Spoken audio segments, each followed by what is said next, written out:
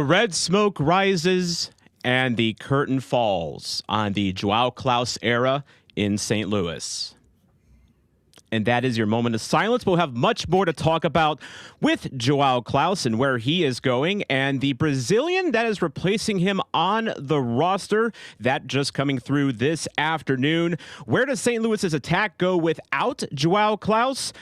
New inbound signings beyond just what's been announced today. We've got one coming up pretty soon, I feel, and another one that's been rumored for a while that we'll talk about here that broke since our last episode. We also got to talk about a mixed bag of a preseason game with RB New York. Also, a preview of a newer, younger St. Louis City 2 as the schedule has been released. We'll give you a preview of all that, plus more on this edition of Red Smoke Rising. I'm your host, not just your soccer zombie, but also the Drogba of Dogtown, Tom Franklin. And I am joined by the Ronaldo of Bethalto, Jeremy Clements. Jeremy, how we doing tonight? All things considered, doing all right. A big day of city news, the end of one era, but the start of, well, maybe the continuation of the Ray and DeMay era. So we'll see what we got moving forward on that one, boys. And I gave you some big shoes to fill because I already called you Ronaldo, so you got to live up to that. That was a mistake. Yeah. But we also are joined by the Chris Wood of Crestwood, Jake Henry. Jake, how we doing tonight? Hello, I'm doing well. You can't see me for whatever reason, but I am here. You are here. We see you on camera. It's just it's never perfect in the podcasting world. You know, sometimes you muted by accident. Sometimes your camera doesn't show up and then it's showing to the rest of the world. It's an imperfect world we live in, guys. Let's just face it. Of course, I want to welcome you if you're listening to the audio version of this podcast as well. You can find it on all of your favorite podcast platforms. I want to give a big thanks to our man behind the curtain, popping up your comments as well as running graphics behind the scenes. The dog leash of the Metro East, Chris Gebhardt. I couldn't find a rhyme for Belleville, so I had to go into the Liverpool bag for that one. But thank you very much, Chris, for helping us stay on track, and thank you in the chat as well, as we will be monitoring you throughout the show, and also in our final third as well. We'll get to share some Joao Klauss memories. So start thinking about your favorite Joao Klauss moments in St. Louis and get those ready, because when we go into the final third, after the podcast portion is over, we're going to talk about some of our favorite Joao Klauss memories. We're also going to talk about some GAM. Jeremy's going to try to explain the world of GAM to us. Good luck, Jeremy. I believe in you, but it's not easy. It is not easy. Also want to let you know that this is the last episode on the Soccer Zombie YouTube. So I am going to drop the proper YouTube channel in the chat. It'll pop up hopefully in a little moment. Follow STL Soccer News on YouTube, because after today, if you want to watch this show on YouTube, that is the only place that you can catch it, is the STL Soccer News YouTube. We're also going to be on X as well, on the Red Smoke Rising account. And also, we have an announcement to make, and it is related to our friends at Pat Connolly Tavern, located at the corner of Oakland and Tam in beautiful Dogtown, a St. Louis institution since 1942. And it is also going to be the home of a live Red Smoke Rising episode on February 10th. We are going to be live in person in Pat Connolly Tavern, sitting, right by the window that you saw just a little while ago. So if you want to join us for the stream, feel free. But if you want to join us in person as well, we'd love to see you there as well. February 10th, 8 p.m., Pat Connolly Tavern. We are truly, truly going live. So in the meantime, though, we are online for you here today, and we have to talk about Joao Klauss. So Joao Klauss, we had heard last week that he might be heading out of St. Louis, going to LA Galaxy. Well, that has been confirmed today. LA Galaxy acquiring Joao Klauss from St. Louis City in a cash-for type of a deal. Those are Jake's favorite, by the way. Jake always follows our cash-furs for us. But we are getting, and when I say we, I mean St. Louis City, $2.375 million. So a little higher than the numbers that had been rumored that we'd be getting from the LA Galaxy here. And Jeremy, just to give us a little bit of a taste of GAM and how that works. This is money that is actual cash money that we're getting, but we could convert it to GAM, right? That's correct. MLS rules allow clubs to convert up to $3 million from sales and transfers to GAM. So the $2.375 million we received for Klauss, a club record for an outgoing sale of a player or a trade in this case, can be fully converted and thrown into the coffers to do things like buy down player contracts or spend on roster improvements. Or buy his replacement. Which right now there's no rumors or any mention as to who could potentially replace him. But Joao Klauss, all-time leading scorer for St. Louis City, also originally the most expensive transfer that we know of at this point, a little over $3 million that it cost for St. Louis to bring him in here. And Jake, this is kind of the I don't want to call this like the sunsetting of an era, because I know St. Louis is doing the STL Rising thing this year, but it really does feel more and more, Jake, like we are definitely moving on from that expansion season with Klauss's departure. For sure. I do want to make note that I find it interesting that we have the our two strikers that season have now been sold off for a total of like over $4 million. So That's right. That'll be just something to look back on. But going back to your point, it was a fun era for Klauss and for us to watch Klauss, but I'm cautiously optimistic for what's next. I am too, and it was a situation with Klauss where he would have been a TAM striker this year because of the way the transfer fee worked out. Would have been a pretty good TAM striker for us had he stayed around, but he was in the last year of his deal. And Jeremy, we're kind of talking about a team in transition here. So would there have been even any guarantees he would have stayed after St. Louis this season? Personally, I don't think so. No, I mean, you might as well jump right into that conversation, and full credit to Matt Baker for his reporting late last offseason, or early in the offseason, late last season. For those that didn't or have not followed Matt and the guys on Flyover, Matt reported that there was a fine issued to Joao Klauss at the end of the season because he was going to miss the postseason training.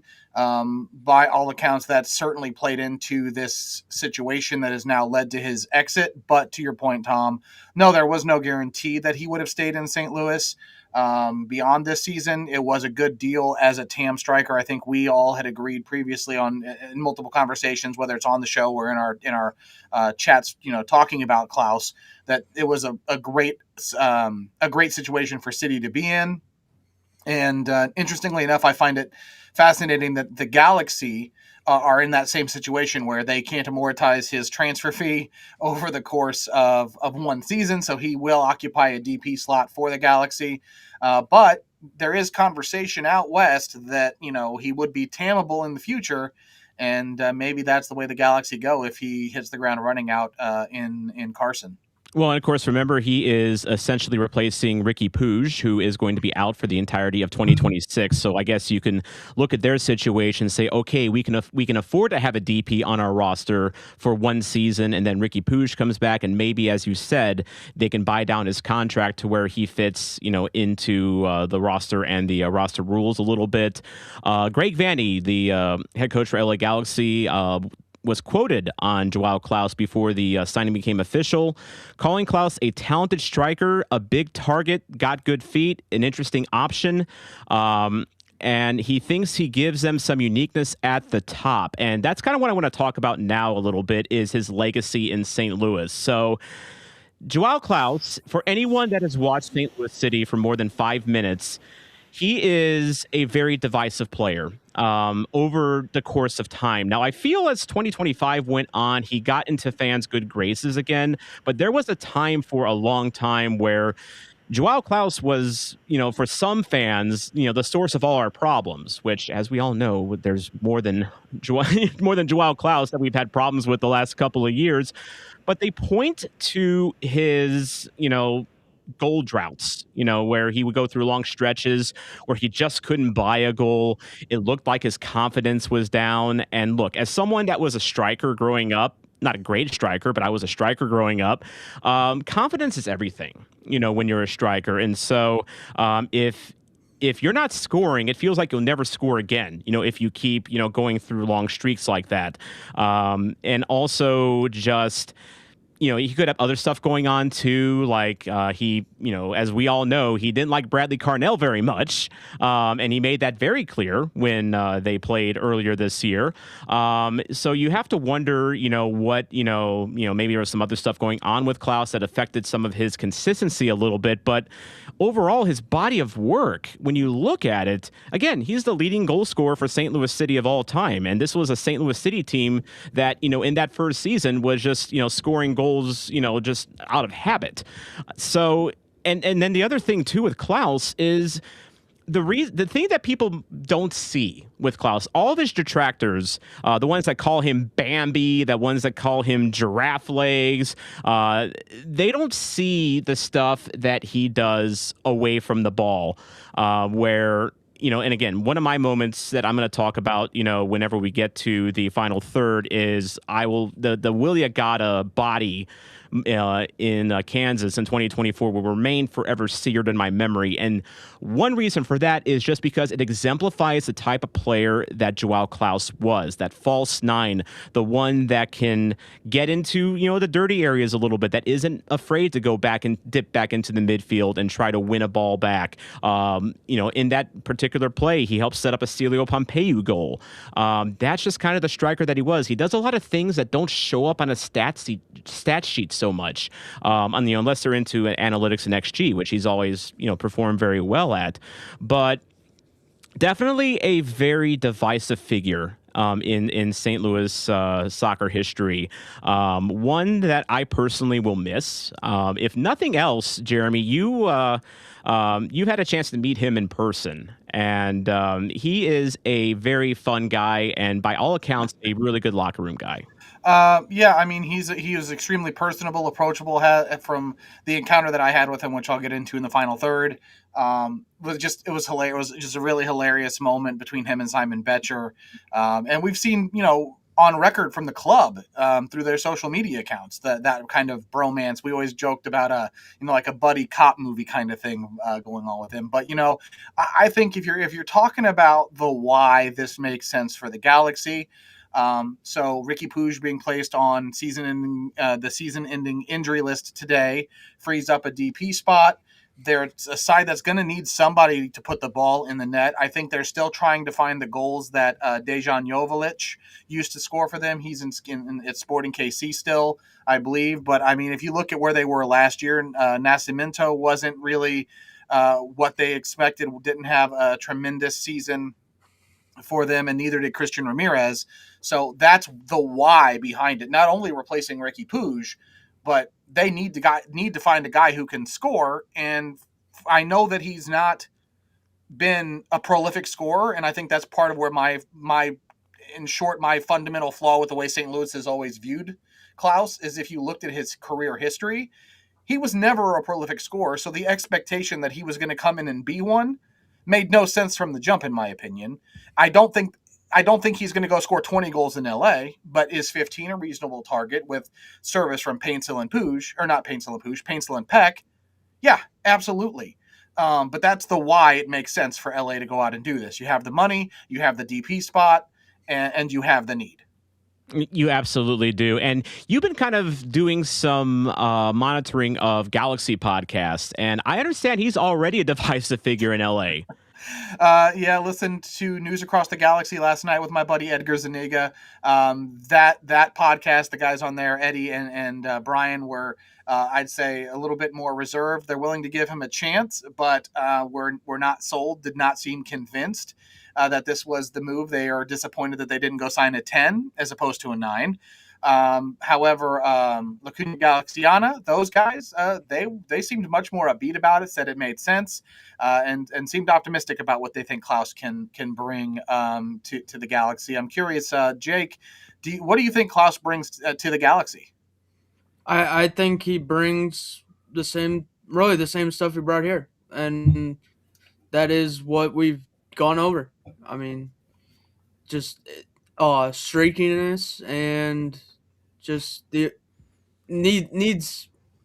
I don't want to say he needs luck, but he knows where. Like everything you've been saying is, just everything you've been saying is what to expect, and that's you know what kind of player he is by now because he's 28. So Yeah, exactly. He is what he is at this point. And, but I will ask you, Jake, I mean, so, Joao Klauss, we're talking about how he contributes on the field besides goals. He's, that false 9 type. And I keep thinking back, Jake, to the scene from Moneyball, we'll replace him in the aggregate. So how does St. Louis replace a guy like Klauss, Jake? Do we try to find another Klauss, or is it time for a new dimension as a 9? I think we got to find a new. Well, it all really goes back to what Demet wants to play. So we don't entirely know that. So it's kind of hard to answer that question right now. Yeah. But like maybe a week into the season, 2 weeks into the season, we might be able to circle back on this conversation and think, what kind of replacement do we need for Klauss in this system? Yeah, and I will say Tom Bogert did report that City isn't done this window if Klauss leaves. I've also heard that City would be looking to fill his spot directly some way, somehow. It's just that we don't know how they're going to fill that at this point.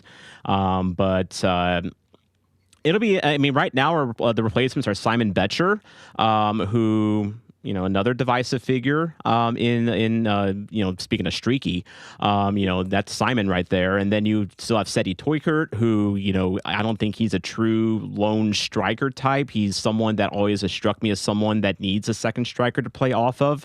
And of course, he's still, getting back to full health himself too. So can you really lean on him so much? And then beyond that, like, do we put McSorley up there? Because he was, for City 2, he was a striker for a long time before they kind of shifted him out to the wing, as last season, where he's kind of found a home. So it'll be interesting to see how we replace him, and it'll be interesting to see what he and his Bambi legs do in L.A. With Ricky Pujol, but having Paintsel and Petch as his line mates. But we do have a replacement. We have another Brazilian on the roster now. Literally on the same day that Klauss comes out, we bring in a new left back. We actually have left back depth for the first time since we all thought Selmir Pedro was going to be something. By the way, it is 8:20. There is your Selmir Pedro reference for this episode. Take a drink if you were waiting for that. Jake's grabbing his right now. He's prepared. But yes, we have Rafael Santos signing a multi-year contract. He last played for Colorado Rapids, but was a longtime member of Orlando City. And so, Jeremy, this is a free agent signing. And would this be the first free agent signing we've had since Nerwinski? Or was Morales technically a free agent? So here's what I'm going to say. I'm going to say the MLS rules are too damn complicated for me to tell you the answer to that straight up because Matt Baker. But yeah, we need Matt. Yeah, someone get Matt Baker on the horn. Because no, I don't know. He was without a club, but I would assume eligible for free agency because he's over 24, and he's got more than 3 or 4 years of service. So technically a free agent, but I would have to go back and determine and look at who was a free agent when. I'm assuming Morales would have as well. But that aside is a good shout. But no, he's going to bring versatility. He's a dynamic attacking fullback. Chris Gebhardt, St. Louis Soccer News. Go check out his Twitter feed. I think he might have put him on Blue Sky as well. But he's got some great videos highlighting moments that, at least for me, make me excited to see what this guy can do. The question that I have for both of you guys, he's got over 100 appearances across MLS and all competitions with Orlando and Colorado. Where is he going to fit? Is he a depth piece? Is he a starting piece? Where do we see Santos fitting into the squad? It's kind of interesting because we're bringing in Conrad Vollum. Well, I mean, we're bringing him back. So you would figure and something we talked about last episode was, where does Conrad Vollum fit? Well, obviously he's going to have to be our left back because we don't have any left back depth. And then you would have Thomas Totland on the right side. And to me, that should still be the pairing. But Rafael Santos is someone that has put in a lot of minutes in MLS. He's not, someone that is just waiting for his chance to break out. Like, this is a guy that's been a regular for a lot of his career. And so, honestly, I file this, Jeremy, under good problem to have. Because and I forget who's the one that has the graphic of all our left backs from time gone by on the back of the jersey. I mean, you think you're talking about Johnny Nelson, you're talking about Selmir Pedro, the GOAT, you're talking about Anthony Marcanic, you're talking about Jay Reed, you're talking about Kyle Hebert, which the less Kyle Hebert as a fullback, the better. No offense, Kyle lovers out there. You have I think Nerwinski even put in a shift at left back at some point. I am forgetting a bunch of them because we've had, quite frankly, a bunch of Nicholas Durr. I mean, who can forget him? I mean, Padelford. Padelford. Well, Padelford was the one that I wanted to come back this offseason. Like, out of everyone that we could have brought back, even Kessler, I was saying bring back Padelford, but that's not going to happen. But yeah, I just like. When was the last time you felt comfortable about our left back situation?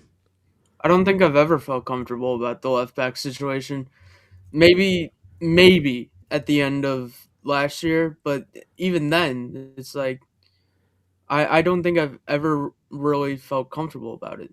Giannis Horn, that was another left back, although he kind of evolved into a left center back under Olaf Ball, which was probably his best position anyway because his foot speed wasn't really quite up to snuff for being a fullback. But the only other time I could feel that I was comfortable and like actually enthused about our left back situation was when we had Nicholas Durr. And because Nicholas Durr came in with a lot of hype and a lot of, at least in my opinion, had a lot of hype for someone at his level. He to me, there was nothing separating him and Thomas Totland whenever we signed them both. That was going to be the Scandinavian duo at our, left back and right back. And it just didn't work out for Nicholas Durr for reasons that I don't think we'll ever fully understand. So for us to come into the season with Conrad Vollum and Rafael Santos as our left back situation, absolutely amazing, and I'm all for that. And another shrewd thing, Jeremy, he does not occupy an international roster slot, does he? Nope, he acquired his green card in August. So in August, he was traded from Orlando City SC to Colorado Rapids. He only appeared in 7 games for Colorado. That initial transfer fee was, I believe, $100,000 with incentives of up to $250,000 additional. I doubt very much he probably hit those incentives in just 7 appearances, but it was for up to $350K. So he's a guy that was worth a decent amount of change back then. And then for me, I'm hopeful that it adds stability, it adds flexibility, it adds versatility, and helps Yohan Demay get the most out of this team and makes them more dynamic, whether it's both offensively, but then also stable defensively. Well, and that's the thing with Santos is, just based on what we've been able to kind of read about, his playing style. Like, don't count on him necessarily for the defensive side of the ball, but, if DeMay rolls out a wingback formation where we're playing three in the back, Santos seems like someone that would be pretty good playing up, especially Jake, because this guy has a golden left foot. He's a free kick specialist, and Jake, he's got a rocket. I'm really excited to see him outside the box. Yeah, I get flashbacks to 2022 with City 2 and Selmir Pedro against the Earthquakes. That goal lives rent free in my head. So that exact goal reminds me of this.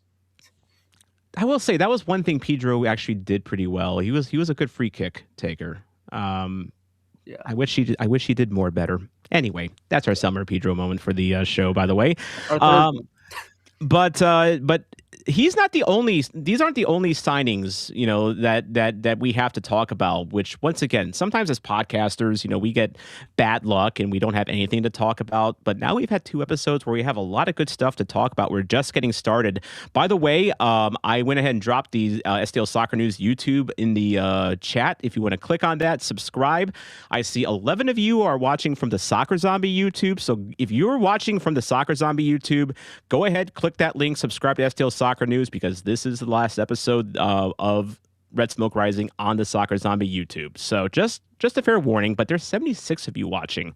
Thank you so much for joining. And speaking of joining, Jeremy, tell us a little more about who else might be coming in. So, yeah, the 2 that are still rumored to be joining the club, one of them reportedly much closer than the other is Dante Polvara, 25-year-old midfielder, most recently at Aberdeen, which, if that name sounds familiar, it's for good reason. Our buddy Lutz Pfannenstiel, the former All-for-City sporting director, is the sporting director there over in Scotland. But, yeah, the 25-year-old American midfielder is rumored to be inbound. Most recent reports from Scotland say he was flying to the States today, expected to be signing a multi-year contract that would see him with under contract through, I believe, the 2028 season, with a further option for 29 at last report. But yeah, he's a guy that's featured 86 times, I think it is, for Aberdeen. He scored a goal in their Scottish Cup win from the spot to help them earn that trophy.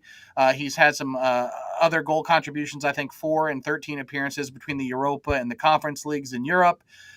Impressively, he went straight from Georgetown in 2021 to Aberdeen. He was the Mac Herman Trophy winner at Georgetown, and he actually grew up coming up playing through the NYCFC Academy. So he's a guy that we'll get more on later, potentially. We've got some high remarks from folks that have been close to the NYC pipeline that gave us some thoughts on Dante Polvara. The other guy, which we'll dive into those now, we have thoughts from first the Aberdeen podcast over in Scotland. Here we go, saying that he's a versatile player. He played most recently for them at center back, physical and willing to do things, but their opinions on the quality will vary based on who you talk to. So there's some inconsistency concerns. I asked where they thought he was best played. They said probably as a 6, citing his defensive capabilities and that some of his game may wander based on the structure and what your needs are systematically. Then Paul Harvey. So Paul Harvey's a guy who's done work for the ASA, but he also writes for the Outfield. He's watched Paul Vara closely, saying, I like him. He's an academy product, as we mentioned before. Said he thought he'd sign with NYCFC coming out of Georgetown, but I've followed him closely since. As a pro, he's been adequate going forward, but much stronger defensively. Saying, quote, Polvara has more experience as an 8, but think his skill set is best deeper, especially in the MLS. He's very physically gifted. Aberdeen has been kind of messy for years, and Polvara has had injury issues. So there isn't really a fully complete picture of what he can do, end quote, from Paul Harvey of the Outfield. So all things considered, guys, this sounds like a solid depth piece, maybe someone who can competes for time with Durkin and Edelman. Yeah, and that's key right there. And I will, first of all, I want to point out, Aaron Lee, do we have Jerry staking out flights at the airport right now? In the case of Polvara, we don't need that, because according to Larry Henry Jr. on X today, Polvara is already If he isn't already in the United States, he was en route to the United States today, and basically confirming that Povara is going to be signing with St. Louis City. And one thing that's kind of key to note about this signing, and I've gotten confirmation elsewhere on this, is that St. Louis wasn't the only club interested in Povara from MLS. He had some interest from other MLS clubs as well, and so there he is. Obviously, when you're in Povara's position, you can pick, where your destination is, and he's picking St. Louis. And one of those reasons, Jeremy, that you just mentioned is the fact that he has a real chance of getting playing time right away because so you have Edouard Leuven, who is our talisman 8 in the middle, but we know that he is dealing with personal family problems, problems that forced him to miss a lot of time last year, and of course. We wish him nothing but the best and his family nothing but the best with what he is dealing with right now. But at the same time, one of the things that you heard me complain about last year when we signed Alfredo Morales was it didn't feel like we had an adequate preparation for that. We've never, just like we've never had really good left back depth.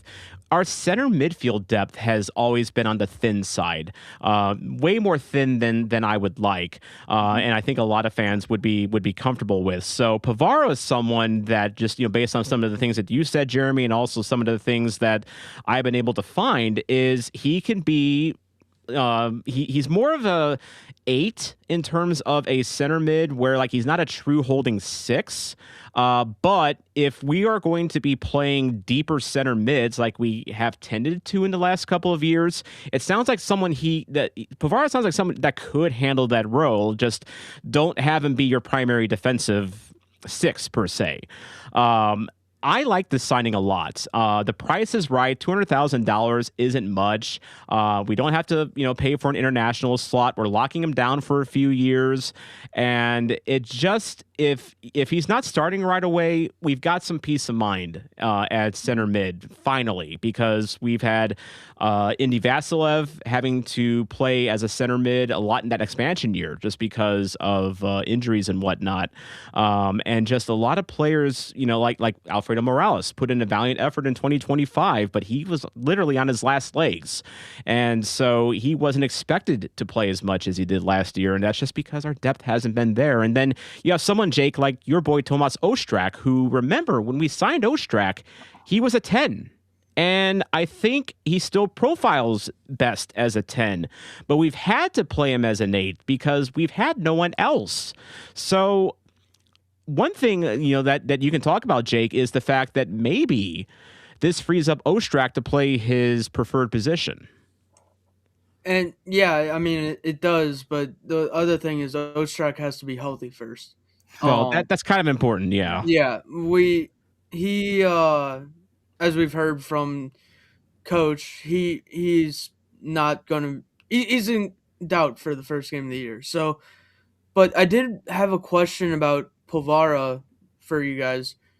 Do we know if he can fit on the supplemental slot, or will he be a senior slot kind of guy? Because I feel like that would change a lot of the roster makeup.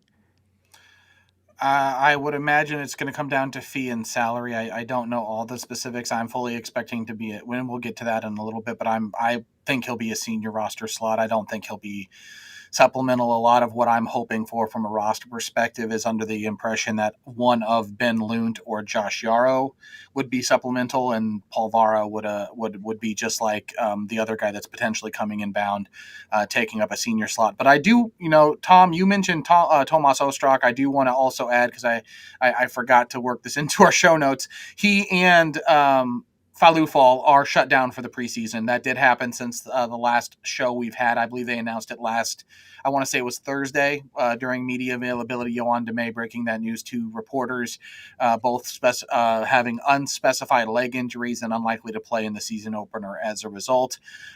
But the question I have, putting Ostrak aside, is there potential that this frees up Edu Leuven to play in a more advanced role? He was the leading progressive passer, or among them, for City last year. He's, going back to 2023, one of the best offensive passing players that we have. If we're playing a formation that is going to be dependent on, let's say, two narrow 10s, would it make sense to plug him in an advanced role? I mean, potentially. And again, this is, as Jake was saying earlier, it really all depends on what DeMay rolls out, because there's a lot we don't know about exactly how we're going to play, what style of play, what formation we're going to play. It's just a lot remains to be seen. And again, I just worry about relying on Leuven too much just because of what he's got going on in his personal situation. Now, he's been very present in training camp. He played against New York Red Bulls. So, I mean, it seems like for now, I mean, we can count on him, being in the lineup. It would be nice to see him freed up to play a more offensive role. And if we are satisfied with our 3 in the back system, if that is indeed what we go with, and we have capable bodies back there, which we lacked under Olaf, it would be nice to see Leuven unlocked a little bit. But as it stands right now, it just, I mean, it sounds like a cliche, but it really just remains to be seen. But as Kayla said in the chat, the best ability is availability. That's true. And again, Polvara is a guy that has had a little bit of injury history, not significant enough to ward us away, but injury history in St. Louis kind of goes together like peanut butter and jelly, right? Exactly. But I do real quickly want to make mention, and Jake, did you have something? Oh, yeah, I just want to say, people tend to forget that Joachim Nilsson didn't have any injury history prior to that initial leg injury. So yeah, it's kind of like a... who knows? Neither did Rasmus Alm either, but thank you, San Jose. Thanks, San Jose. That Yeah. closed door friendly last year. But no. So the other, if you're watching the stream on YouTube, we want to real quickly pivot to the other gentleman on our graphic. It's Mamadou Mbake Fall. So this is a signing I'm actually very, very excited about. He is a 23-year-old Senegalese center back, no relation to Fallou Fall. They share the same last name. Did do a little of research, talk to a friend who mentioned that Fall is akin to like a name of Jones or Smith in America. So it's very common because they literally are from the same city in Senegal. And I believe it's Rafik. But that notwithstanding, my pronunciation aside, this guy is rated as the top ball-playing center back in the Segunda Division, which is the 4th tier of Spanish football based on information from Ben Griffith's Best 11 scouting site.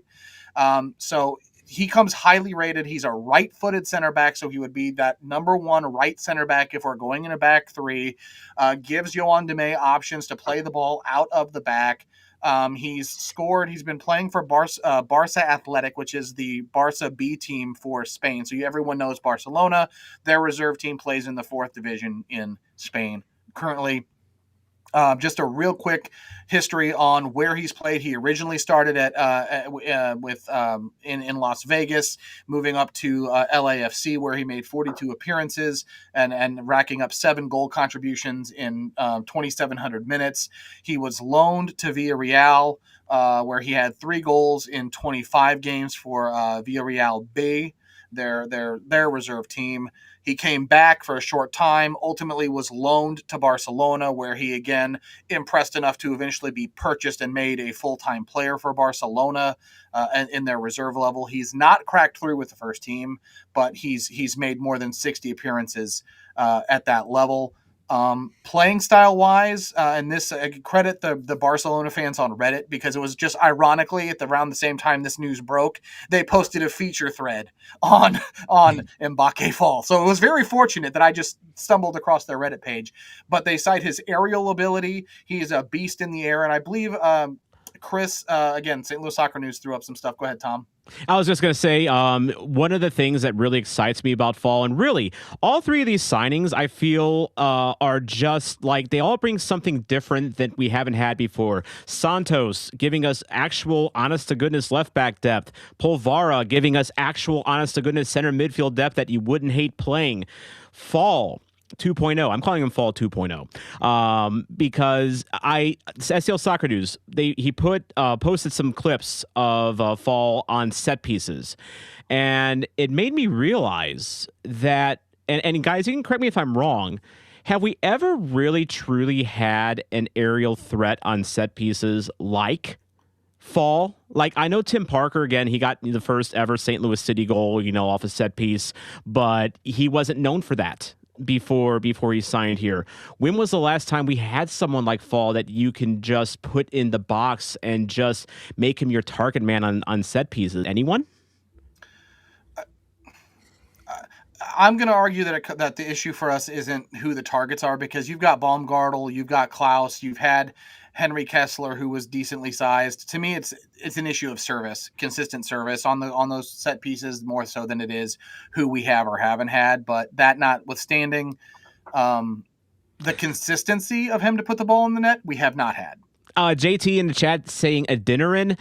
That would no. Adinarin was a big guy. He was tall. I would not say he was physical per se. He was a gazelle trapped in a 6'4" player's body. So I know what you're saying there, JT, but Sam was not. He was never a physical type of a forward, in my opinion.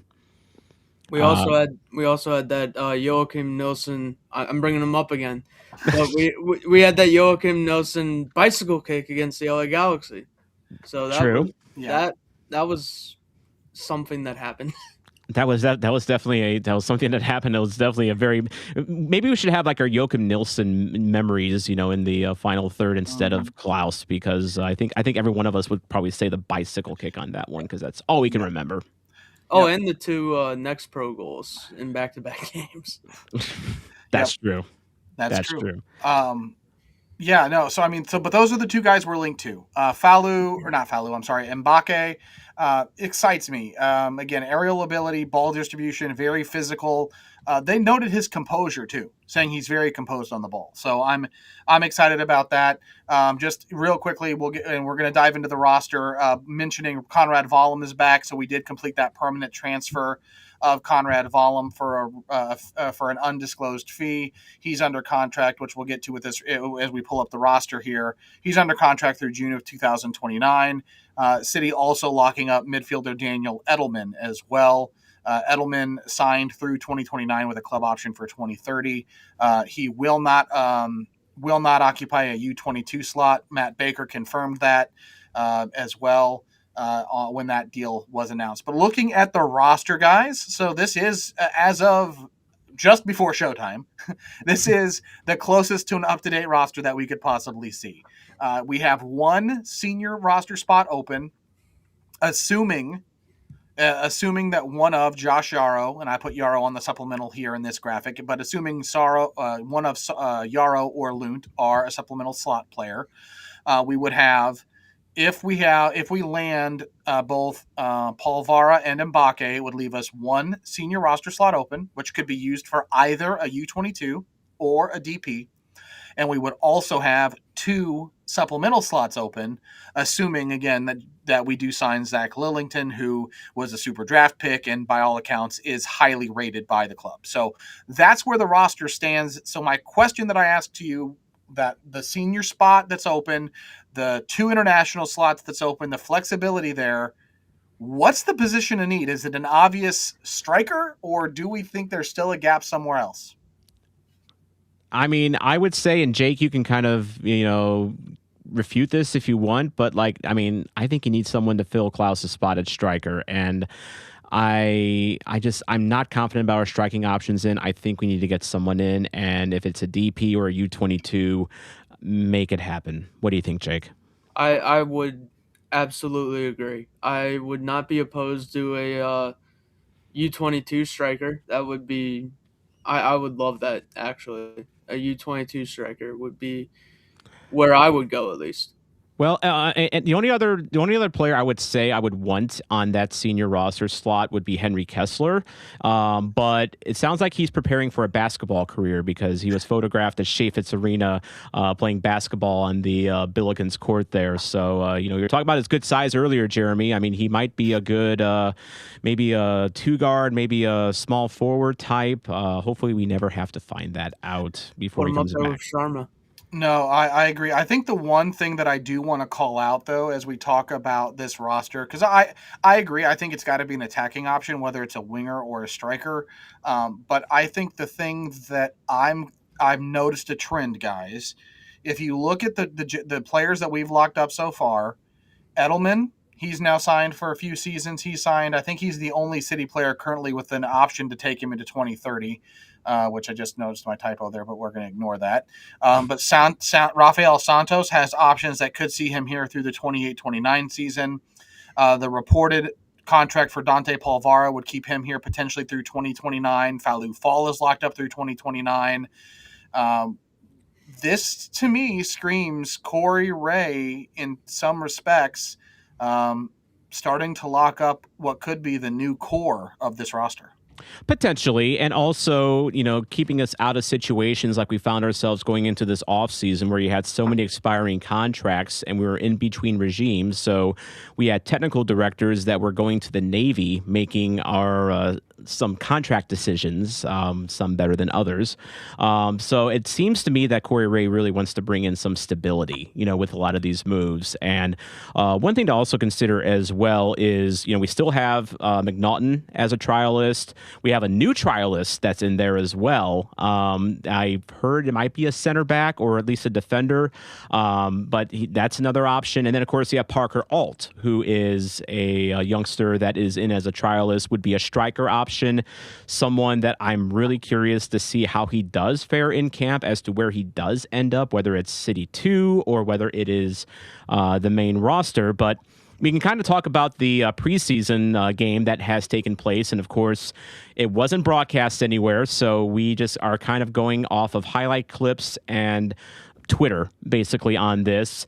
So the first game of the preseason is in the books this past Saturday. It was against Red Bull New York, and St. Louis City lost 3-1. The season's over. RIP. See you in 2027. Oh, wait, it's preseason. Calm down. And also, this is proof. This is something that cannot be captured on tape. And I guess it's a good thing this wasn't broadcast because Roman Berkey made a penalty kick save in this one. So we don't have any actual recorded footage of this happening. So it's like if a tree falls in the forest, does it make a sound? If Berkey makes a penalty kick save and it's not recorded, did it happen? I'll believe it, if someone actually does have footage of it. But just some real quick, notes on the game. Celio Pompeu getting a goal, which I think is encouraging because he is someone that I think, we were kind of joking before the stream about how hockey fans like to yell "shoot," at Blues games. Well, Celio's someone that I wish would shoot the ball more. Honestly, like he's a very unselfish player and he likes to be creative and beating off the dribble. But like we know, he scores bangers. He's got that in his locker, and I think with him it's just a matter of confidence. And so he gets a goal for St. Louis City early on. That's a good sign. But one thing I noticed, Jeremy, is that all three goals that we let up were basically almost carbon copies of each other. It was Cade Cowell, looked like it was like a counterattack maybe, penetrating into the box, passing it to his left, finding someone on the back door, wash, rinse, repeat. Is there anything we can really make off of that? I don't know. Again, it's so early. First preseason game, first competitive non-training experience for this club, for these players. A new system for many of them, most likely. Again, we didn't see it, we couldn't, so we're making assumptions, right? But I think it's safe to assume that we've got guys that are learning. We've heard as much from Edu Leuven about the learning that's going on in camp, and they had really just begun. If we rewind going into the game, earlier in the week we had heard, or the week before, DeMay is like, we're just now introducing defensive things into our training because the first days of camp in St. Louis were all about spacing and getting guys comfortable with each other and learning their relationships. Now they're putting defensive things intact, and so I'm not surprised to see it be this way. And what's interesting was that all three goals came in the first half. That's the interesting thing to me. Yeah, and again, I don't know how much because I think Ben Lunt was in goal for the first half, and so and none of them didn't really look like his fault or anything. It just may have been just one of those things that happened. By the way, I have to correct myself. It's Palmer Alt, not Parker Alt. We were talking about Red Bull New York, so I had Tim Parker on the brain. Apologies for that. But just looking ahead real quick at what's left for preseason for St. Louis, Game 2 is going to be actually Wednesday against the Tampa Bay Rowdies. They return to St. Louis for more training on Thursday, then head to Coachella in February. Games in California include February 4th versus Portland, and then Coachella will be February 7th against Austin, February 11th against Joao Klauss and the LA Galaxy. And then finally, February 14th versus DC United. So that is the preseason coming up here. Also coming up is St. Louis City 2. So the schedule is out for St. Louis City 2. And Jake, we've been kind of talking about this. It's going to be a kind of a new look City 2 this year. And a lot of that, Jake, is on the strength and hopefully fruits of our academy. Yeah. Get ready to hopefully see a lot of Eddie Niles and, well, maybe not so Eddie Niles, but more so Lorenzo Cornelius. I'm really excited to see what he can bring at this level, and I do like the two guys they did bring in Riley Lynch and Patrick McDonald. So those are really someone that I'm looking forward to seeing. Now Eddie Niles, he's kind of a center mid 10. Is that correct? Something like that, yeah. And Yeah. he's also 14, so that's why I'm not too focused on him playing this year for City 2. So, but we have seen a little bit of Lorenzo Cornelius because he has gotten some time with the U.S. youth setup, and he is someone that if we're thinking maybe as a Makai Joyner replacement on City 2, he plays that wing role. So I'm expecting him to step up for sure. And I also think Riley Lynch could be one of those winger replacements for a Joyner, or maybe even McSorley. You could go Lynch one side, Cornelius the other. So I think it also all depends who else they bring in. So we don't know the full City 2 roster yet. Yeah, we definitely don't. I mean, it could be, Palmer Alt might be someone that, gets signed to that role because, again, Jaskalainen is off to Sporting Jacksonville with all his other City 2 friends. We're expecting McSorley and Joyner to get promoted as well. But, talk a little bit about, so City 2, we got the preseason schedule up on screen for you. Tell us what's to come with City 2 this preseason. So we've got the preseason opener against Dynamo Dos on February 11th. That'll be none of these games are streamed except the February 20th game against Indy 11 is open to Indy 11 season ticket holders. But the camp has already started. It started on January 19th. So that they're ready to go. I'm not entirely sure why they haven't released not the lineups, the rosters, but I was gonna say I'm really curious. Is there 5 players in camp right now? I'm really because I know on the main roster there's a couple of young players that are on the main roster. Like McPartland is up in the main roster training. McPartland, Alex Jund is also up there. Yep. And yeah, I really the only 3 guys we know that are signed on City 2 specific contracts are Riley Lynch and Colin Walsh and Patrick McDonald. Mm-hmm. And Jake, Tom, is Cooper Forcellini. He was another super draft pick. I think I've heard a little bit of conversation about him maybe landing with City 2. Do we think, speculative, of course, but do we think that might be where he lands as well? I mean, just kind of, when you showed that roster and how it's kind of starting to form, I'm having a hard time seeing where Forcellini exist on it at this point, honestly. Like I would think Lillington might make it. You know, it really just kind of depends on what the club feels about Lillington and his progress right now. But he's someone that like you look at and just think, you know, he has a good camp, he makes it onto the main roster. Mhm. And especially if Falou Fall is going to be out, then you know we need another defender, and that's how this club sees Lillington as a defender. But as far as Forcellini goes, I mean, he is someone that, you know, he plays kind of a center mid, you know, defensive mid kind of a role. And so remember, if you watched any City 2 last year, that position was held down by really three players. You had Miggy Perez, who I would expect probably goes back to City 2 this year if he doesn't get loaned out again, which I honestly, the last time we loaned him didn't work out so well. You had Mateo Kidd, who has moved on, and he hasn't landed anywhere yet. And then you have Seth Antwi, who has moved on, and I don't think he's landed anywhere yet either. So you have a lot of openings in the midfield for City 2 right now, and I would expect to see Forcellini. If I had to guess on the home opener, which we can talk about the schedule a little bit, Jake, against a very familiar friend of ours from across the state, I would almost expect that opening lineup to have Forcellini and Miggy as our center midfield tandem.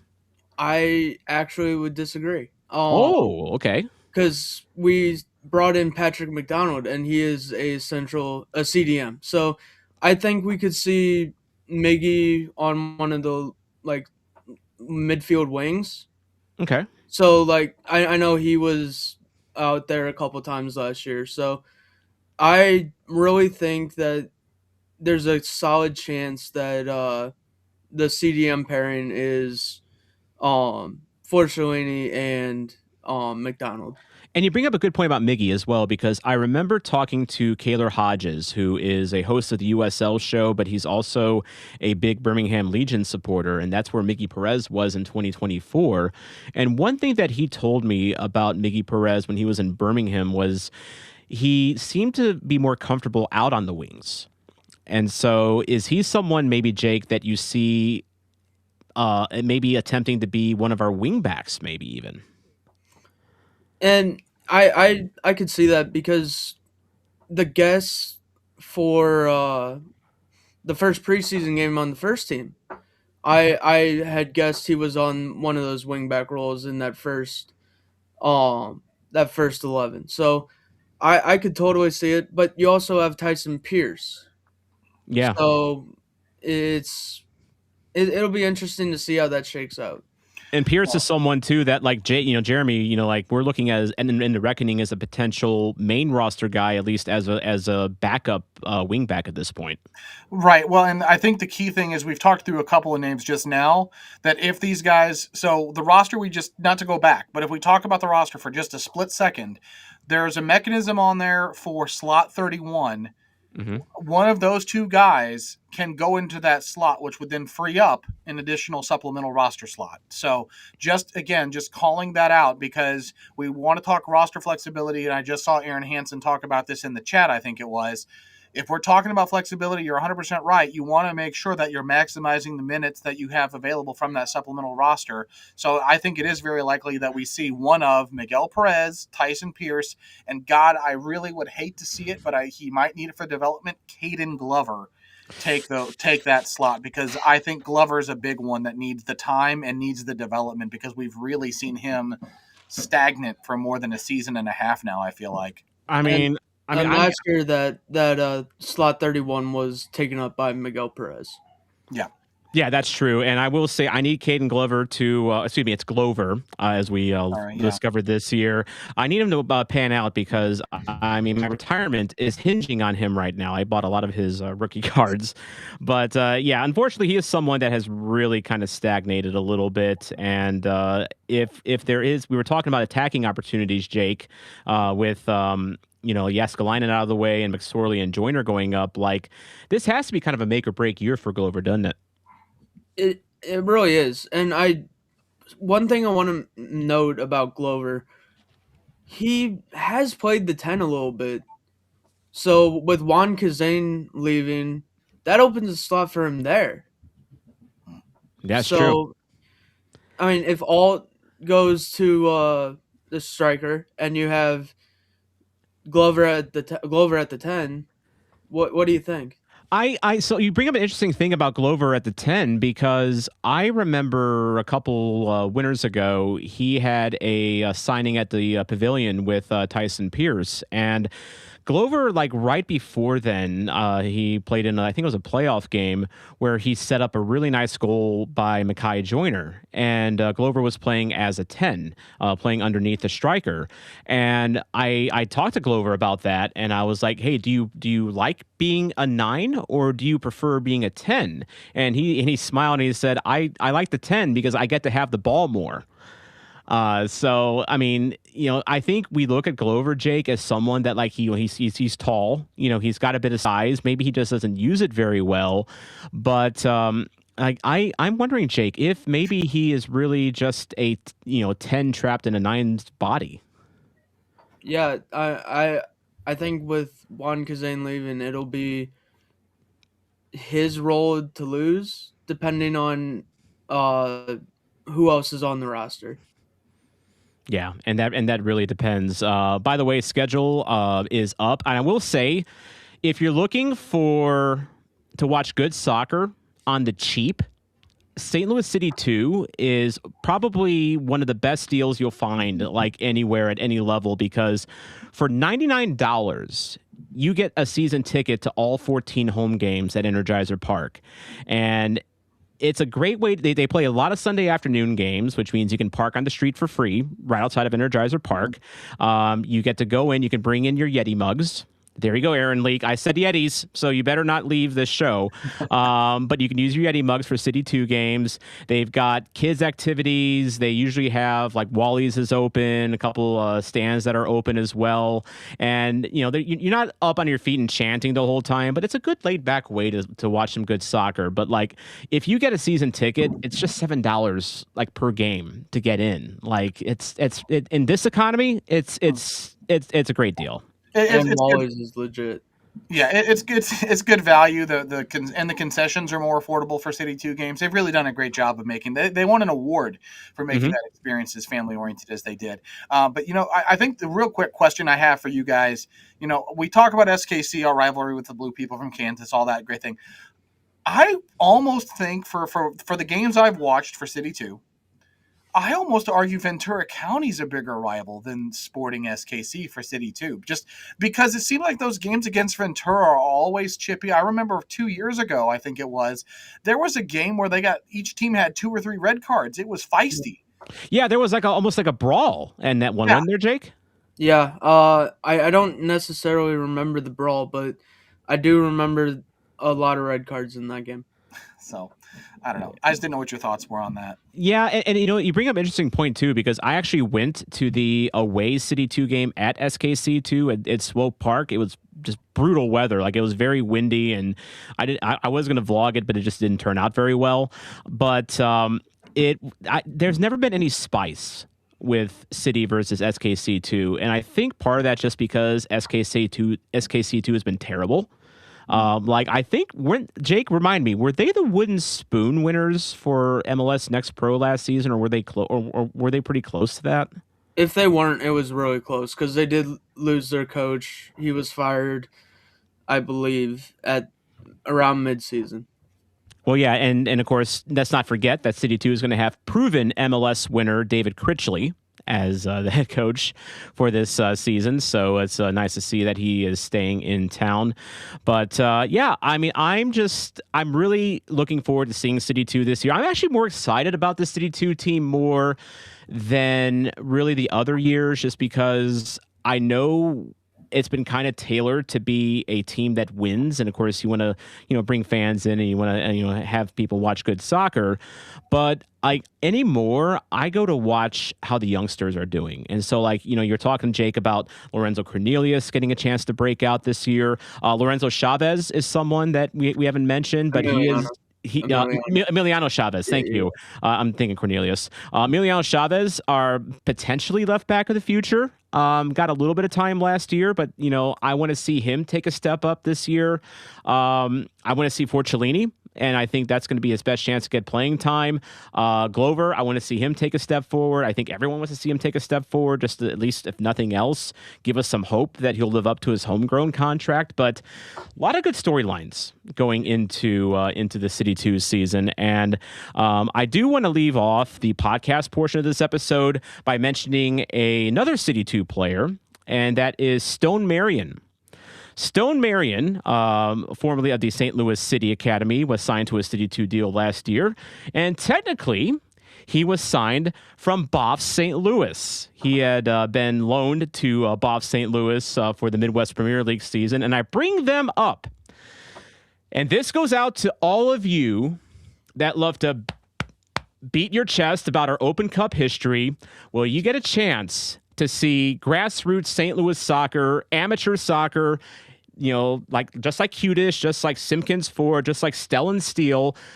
In 2026, you get to see an amateur team in the U.S. Open Cup proper again, because Boff St. Louis will play in the first round of the U.S. Open Cup on Wednesday, March 18th at Lindenwood University against USL League One's Union Omaha. And if that team's familiar to you, well, St. Louis City has played Union Omaha twice in the Open Cup already, 2023 and this past season. So if it's the Open Cup and it's St. Louis versus Omaha, it has to be played in St. Louis. It's just the rules. But Boff St. Louis, in case you don't know who they are, and in case you haven't, heard me, just brag about the Midwest Premier League to death already, they entered the Open Cup qualifying this year, and they beat Woodland FC out of Kansas City. They beat Omaha Street, another non-league team out of Omaha, and they beat Chicago House, a team owned by Peter Wilt, and actually was a former Nissa professional team, a few years ago. But they qualified for the Open Cup proper by beating those three teams. And Lindenwood University, by the way, if you know, St. Louis FC, any St. Louis FC fans in the chat right there, raise your hands. You know Lindenwood University very well, because in 2019, St. Louis FC beat Chicago Fire in the Open Cup at Lindenwood University. Boffs, just to give you a little bit of more, as we wrap up the podcast portion, amateur side, they play normally out of St. Mary's High School in South St. Louis, but this is going to be a nationally televised match.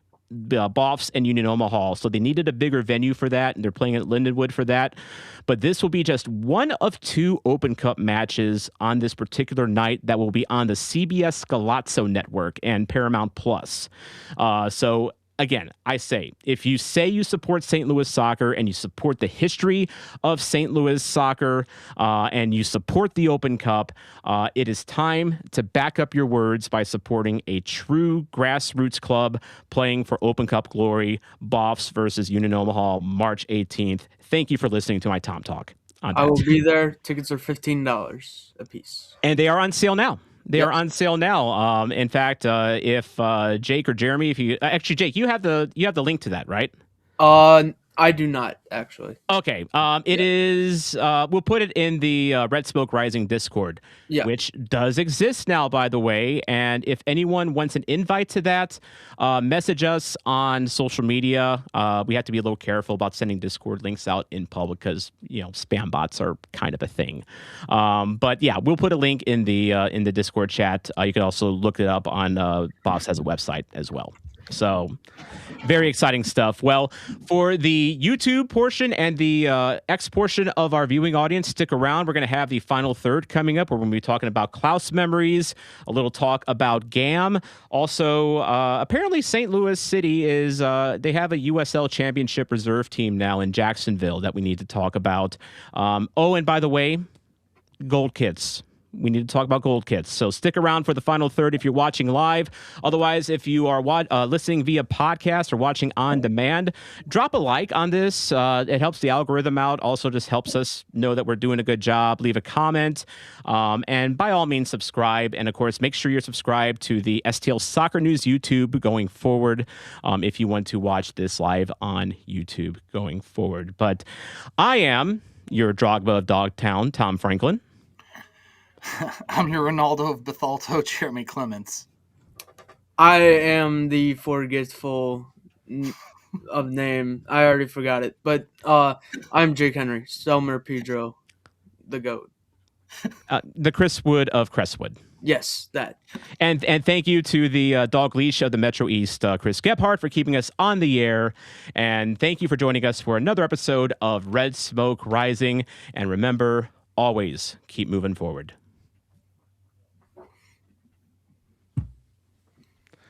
All right. Beer's out.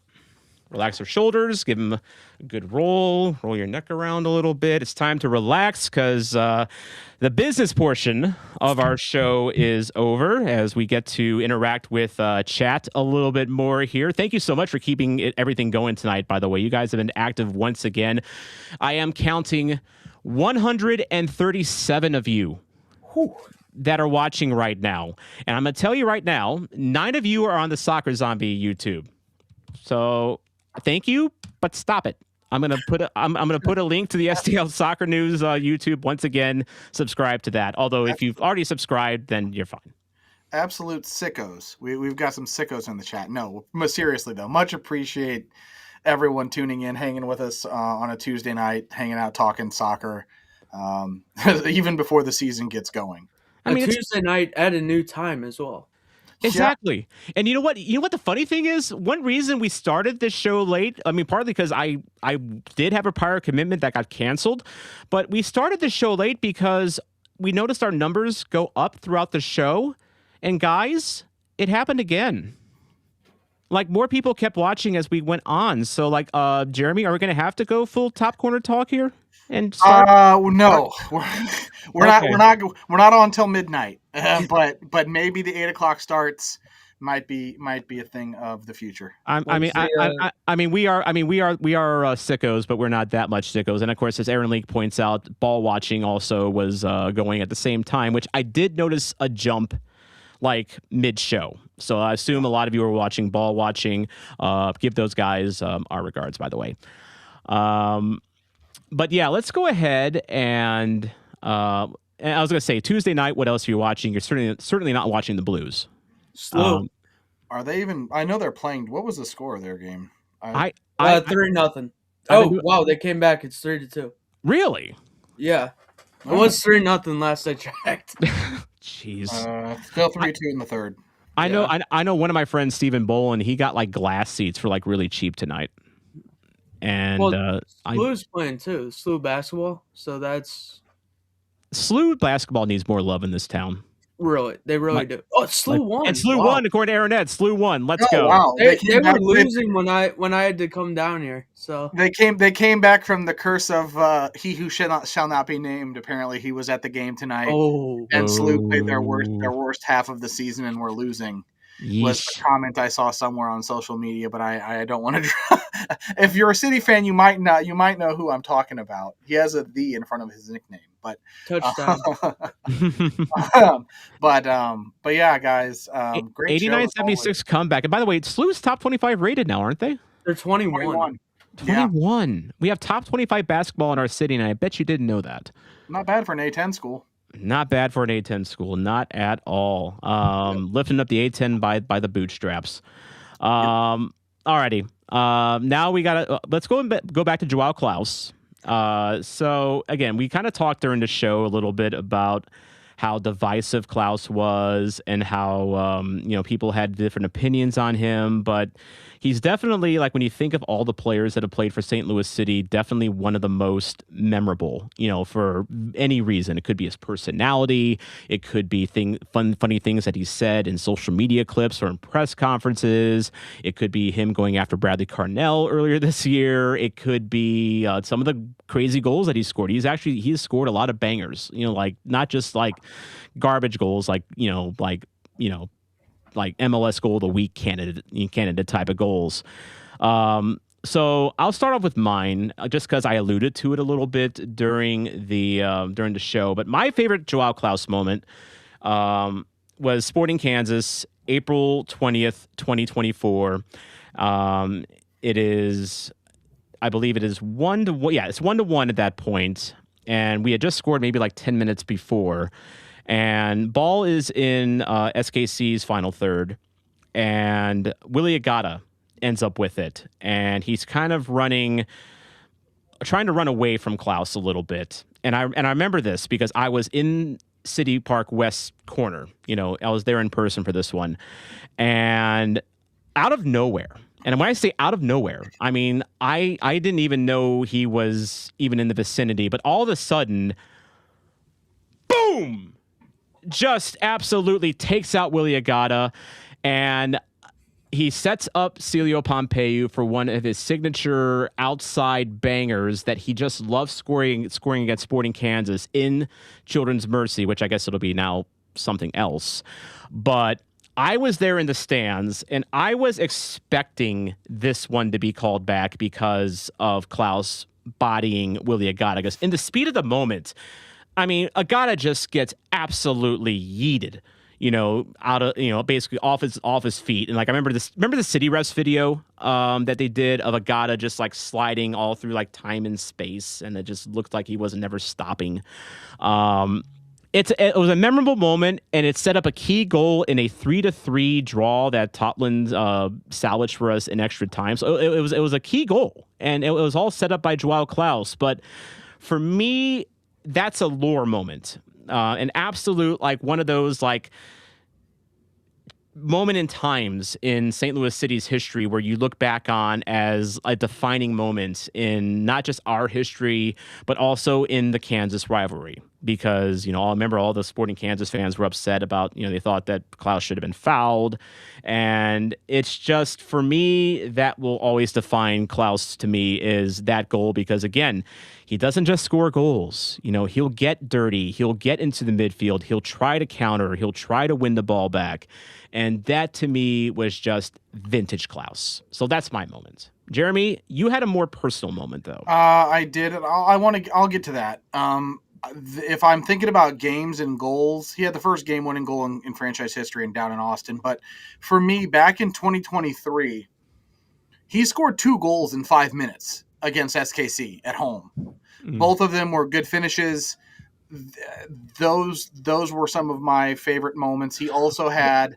Was that the one where we scored 4 goals in like 12 minutes? Yes. Yeah. Yes. But yeah, the first goal was a back post volley on a cross from Edu, and the second one was like an outside of the foot finish to the far post. I was watching. I was standing next to the River City Ramble guys on that one, and let me tell you, the 3 of us achieved nirvana whenever when we scored those 4 goals. Like it was like I almost went to a fugue state over it. Oh, I can imagine. Oh yeah, no, it was pure bliss, pure magic.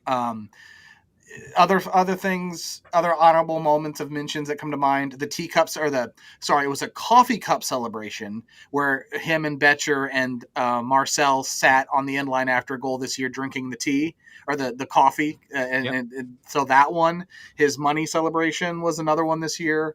But my favorite moment was off the pitch. We talked about it earlier. So there was a VIP autograph thing at one of the events that I think it was this past season.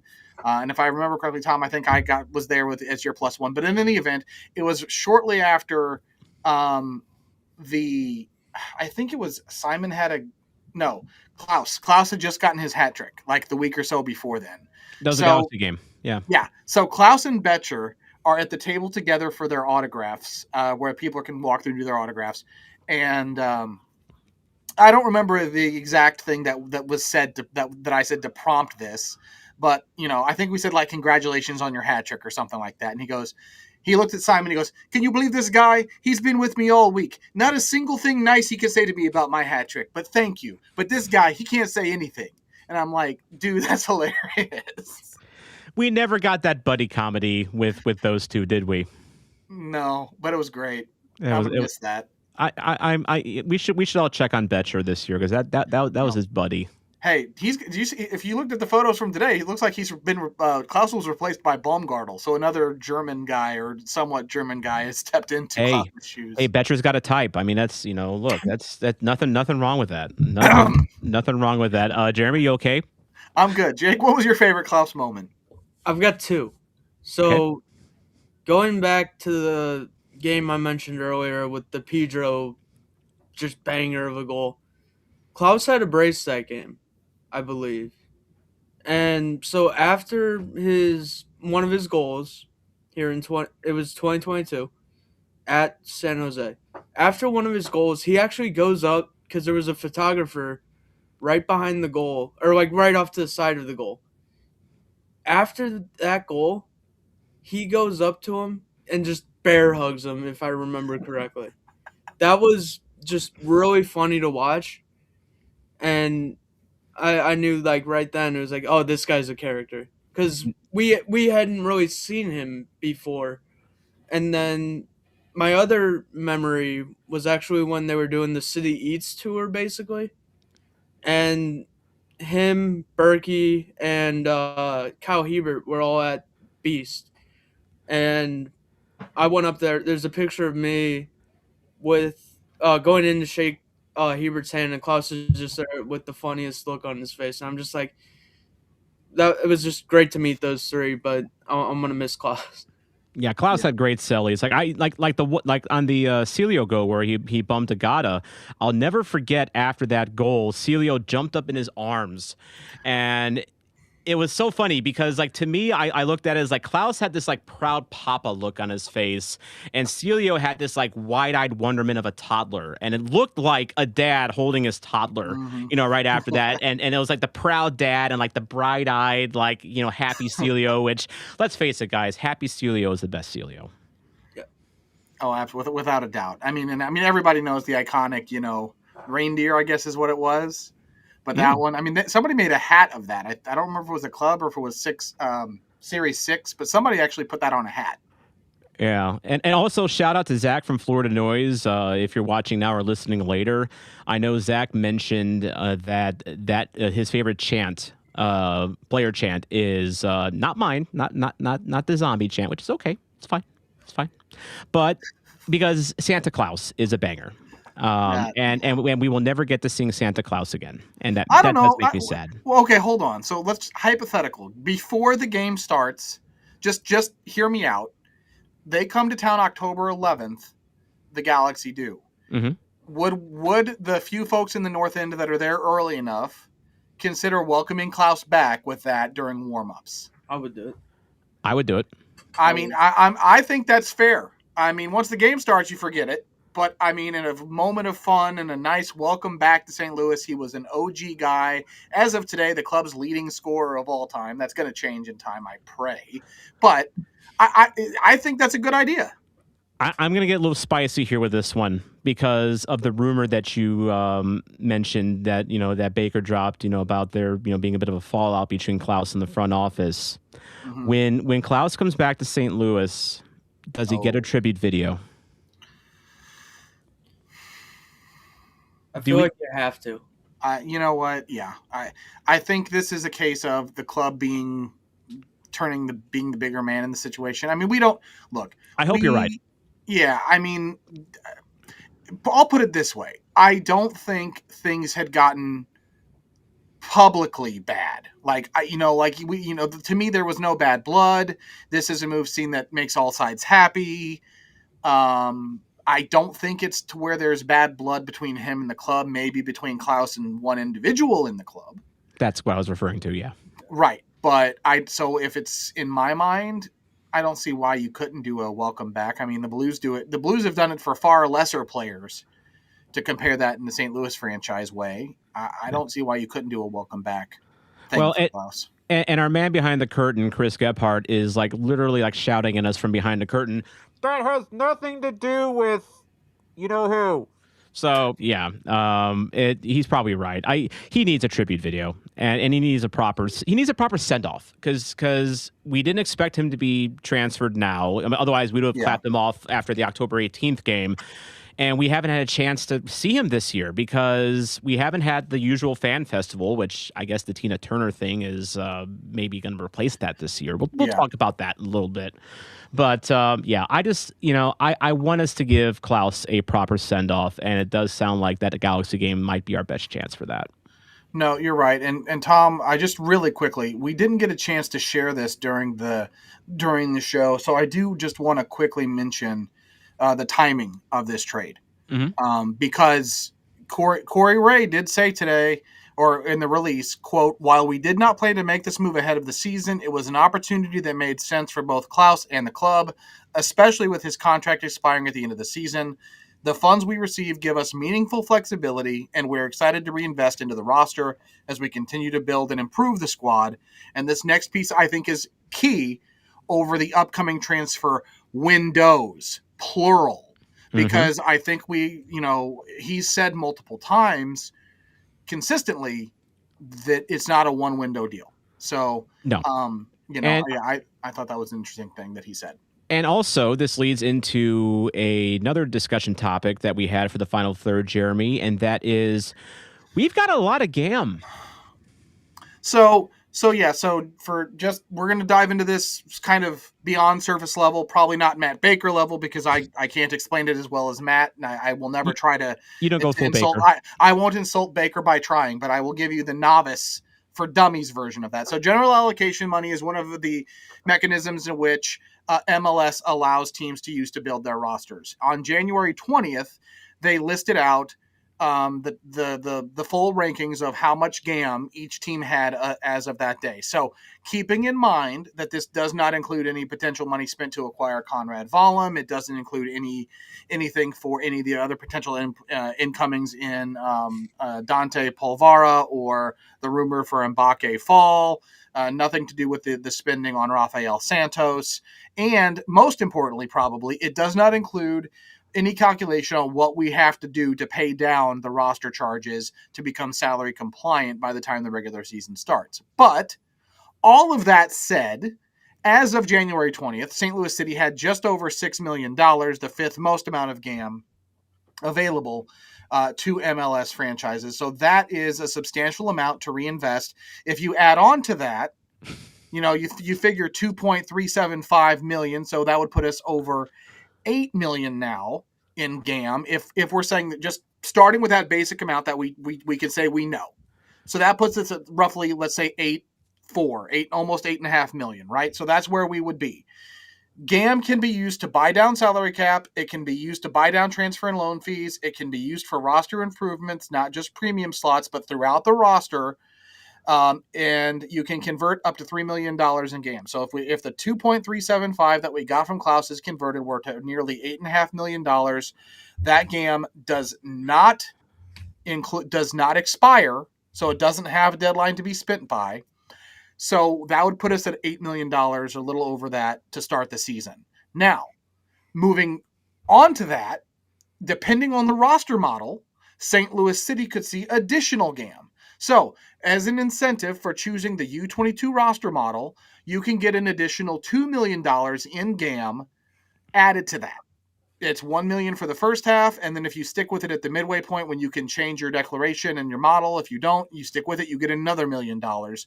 That GAM, that $2 million, does expire. So you do have to have a quicker turnaround for that. But ultimately, what I've tried to paint there for you, not in this graphic, but just through speaking about it, is City could catapult itself to near the top of GAM using the available numbers at over $10 million if they use all of the Klauss money plus the U22 roster model. They'd have over $10 million in potential GAM that would be used to then buy their players, buy the roster down, and really give Corey Ray a ton of flexibility as he reshapes this roster. So that's why I thought it was a good time to bring this up, explain what it is, why it's important, and why you have seen multiple people, whether it's me, Baker, Tom, you've had Justin Horniker, Tom Timmerman, all the media folks that you probably follow on city socials, and Jake too. I don't want to leave you out, Jake, because you know everything too. He's Mr. Cashford. Yeah, right. He is. He knows all the stuff. I'm Cashford, not GAM. I'm Cashford, not GAM. but my point is, this is why it's important. Yeah. So, oh gosh, good Lord Almighty. We don't talk about Tam. So Tam is team allocated money, and that I would need more information or more time to research, but it's special league funds that you can use to sign or retain high value players and salaries that exceed standard minimum budget charges, but are not designated players. So TAM has less flexibility than GAM. Yes, and Chris, that is flyover footsie territory. Which, by the way, if someone were to ask, like, "Hey, what'd you talk about on Red Smoke Rising tonight?" Well, we were checking out some gams. We were talking about Bambi legs, and we were talking about players whose types are German. They would think that maybe the show should be called Red Steam Rising because it's kind of steamy in here, with some of the chatter we've had tonight. But yeah, there will be a test on Jeremy's explanation on GAMS. So make sure you, if you want to take notes, listen to the VOD, and we'll you have to, you have to get 9 out of 10 right to pass. Good luck. The one thing to call out about TAM, the reason TAM is going to be important, potentially not this year, but next year, and we won't know this until the salary numbers are released. TAM will become an important conversation at the end of this season when we talk about the potential of buying down Roman Berkey in 2027. Because TAM is what's used to buy down players from designated player status to non-DP status. By the way, and TAM is not publicized like GAM is. True. By the way, breaking news. Blues are tied 3-3. Nice. Whoa. Another overtime loss coming. I always believed. For 5 seconds, I believed. So yeah, always. Yeah, so that's that situation. And then speaking of situations, so of course, as many of you know, I like to cover more than just St. Louis City. I dip into USL, and I just did a whole rant about why you should watch a local amateur club play soccer. But something that has been very interesting to me this offseason that some have caught up on is the fact that apparently St. Louis City has a reserve team building in Jacksonville, Florida. Not really, but when you look at what Sporting Jacksonville has done this offseason. So, in case you don't know, Sporting Jacksonville, brand new club going into the USL Championship this year. So they're playing in the tier below MLS. As Chris Gebhardt just said, it's City 3 at this point, even though City 3 would be higher on the pyramid than City 2. Again, we're between the GAM talk and the talk about soccer tiers, we're really confusing you guys. So sorry about that. But Sporting Jacksonville, this offseason, they started by loaning in Christian Oliveras, who was our third. Go ahead, Jake. Dita Armstrong was actually the first. You know what? Who could forget about Dita Armstrong? You're right. City 2 legend Dita Armstrong signed for Sporting Jacksonville. One of their first players, actually. Wasn't he the first? Or like he? I think they announced him as like one of two. One of two. Like, okay. Yeah, one of those. Yeah, very early on. So yeah, they're going to have Dita Armstrong this year. Between the pipes, they're going to have Christian Oliveras on loan from St. Louis City, which is why Colin Welsh is now our third goalkeeper. But he didn't get a City contract. He's on a City 2 contract, which again, Lutz Pfannenstiel's like, you can do that? But anyway, yeah, so they're going to have those two. Your boy, Jake Wankuzane, just signed for Sporting Jacksonville. And then their starting striker is going to be Emil Jääskeläinen, formerly of City 2. And I've looked this up, guys, and I looked at the ownership structure for Sporting Jacksonville. I cannot find a connection between Sporting Jacksonville and St. Louis City. But it's just, if you're looking for a USL 2 championship team to support this coming season and you want to see some familiar faces, Sporting Jacksonville. I guess that's the team you need. But like, guys, like, we've had a lot of City 2 players over the years leave, and like, but they all spread out. Like, I can't remember an exodus like this where they all end up on one team, Jake. No, there really isn't.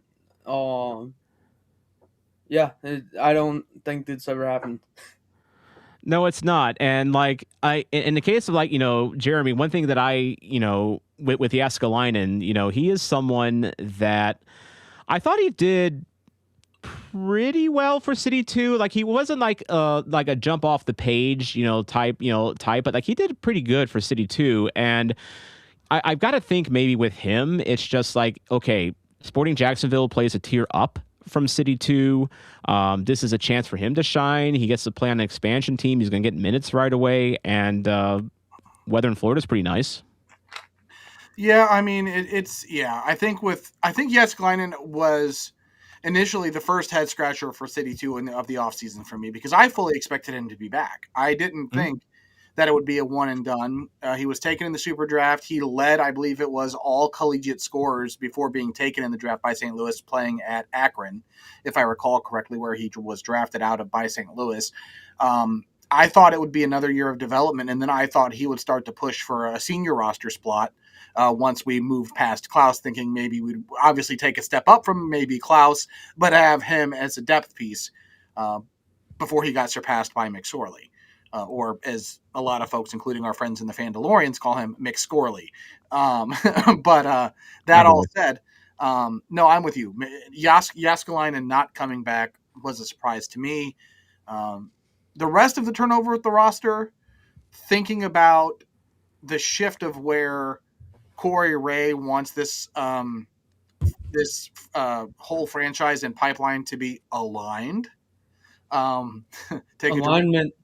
Take a drink. You've seen turnover to get them younger, so I feel like, and I wish I would have had a chance to ask you guys this on the main part of the pod, though. I know we've talked about it before, but what are the expectations for City 2? Because it's a lot of younger guys. Have we shifted from, okay, we're going to seriously challenge every season for next pro to being more of a developmental team at that level?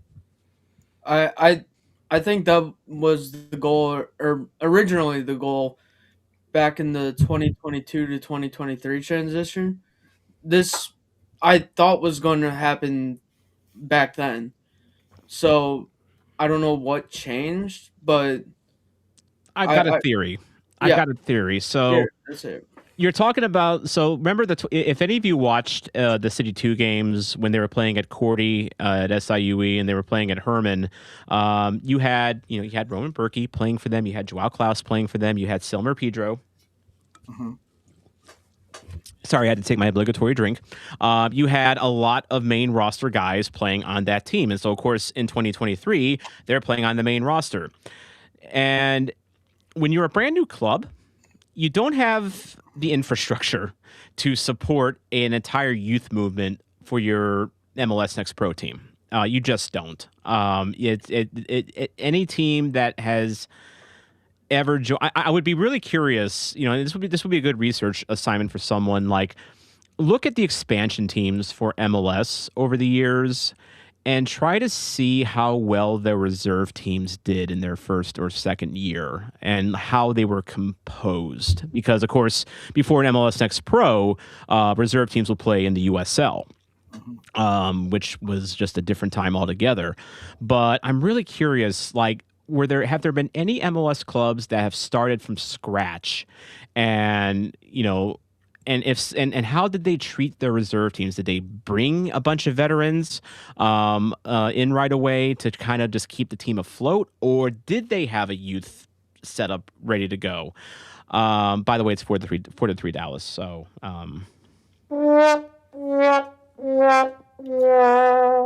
Blues hockey. Anyway. But yeah, I would be just really going into that 2023 season for City 2. Like, yeah, you had to go out and get, the Mateo kids and, the Juan Cuzanes, and your veteran types. I mean, Celio wasn't a main roster guy right away. He had to work his way up too. So right, but Celio was on the 2022 roster, as was Akil Watts, Kyle Hebert, Juan Cazane, all those guys. Akil Watts, by the way, who has not signed anywhere yet. I would have thought he was signed in Fort Wayne by now. Brian Betcher signed for Fort Wayne this week. He signed the ball that's currently on my dresser.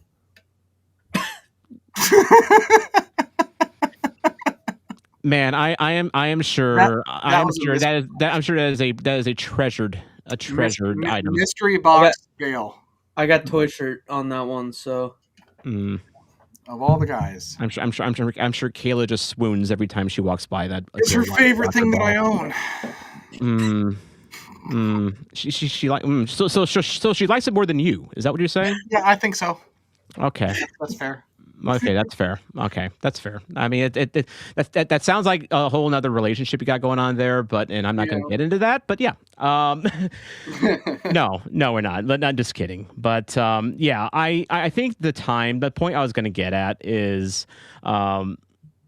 you have to get to a point where you feel that your academy is ready to start producing players on a regular basis. Like we've seen dribs and drabs of that from, Mekhi Joyner is now, probably going to be an MLS regular starting this year. And yes, Kayla is confirming that Akil Watt's sign ball is a prized possession. So good to know. But yeah, I think, Jake, you can make the argument just because you've watched the academy over the years and how dominant that the academy has been at various levels at various points.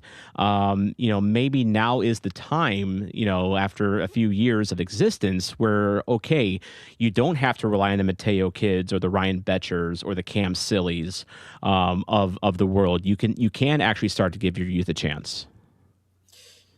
I wouldn't look at the results going into this year if just based on results, because those have been lacking at the U18 level. So, but yeah, I just I don't know. It's so hard to tell because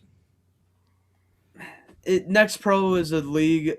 It should be taken as a glorified academy league with some independent clubs, but I like the winning, but I also want development. So it's kind of like a tightrope to balance. Yeah, Next Pro is interesting in that, like, it's hard to quantify how great performance in Next Pro translates to MLS sometimes. Like, again, I watched a lot of Brandon McSorley for City 2 over the last couple of years, and I've been like, he's my new Jose Kojima.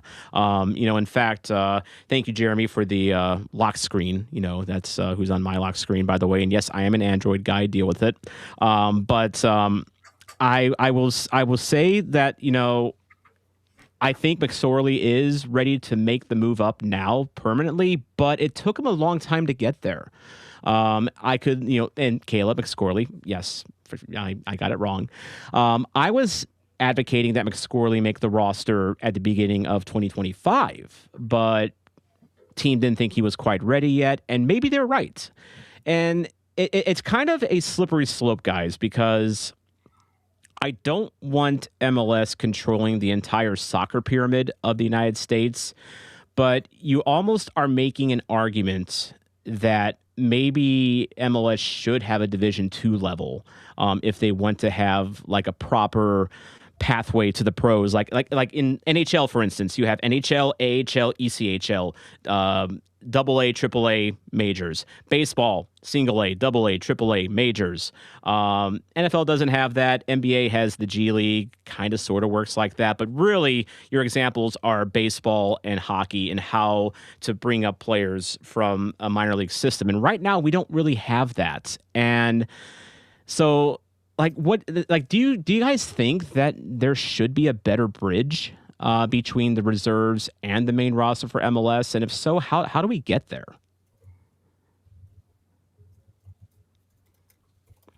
And see, no one has the answer. So it's, if someone had the answer, they would have figured it out by now. So I don't, Tom, to answer, I don't know. Yeah. There's so many things. It's partly about control. It's going to be about revenue.